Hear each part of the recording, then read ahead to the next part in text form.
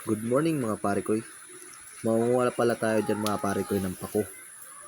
Samahan nyo kami mga pare koy manguha ng pako. Ay ako pala, samahan nyo pala ako. Hindi totoo yan.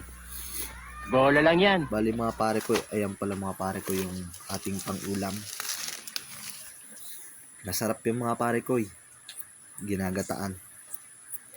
Pwede rin yun mga pare koy is paghalo sa bonor. Yung bonor mga katropa. Mga pare koy. Bali nakarami na dyan tayo mga pare koy. Kung meron din yun sa inyo mga pare koy, ano pang hinihintay? Magluto din kayo niyan mga pare koy, masarap yan. Damo yan, damo.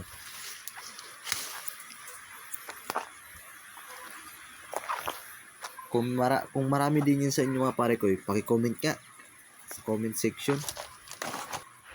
Hanggang dito na lang tayo mga kapare koy. Salamat sa panonood, mga kupal.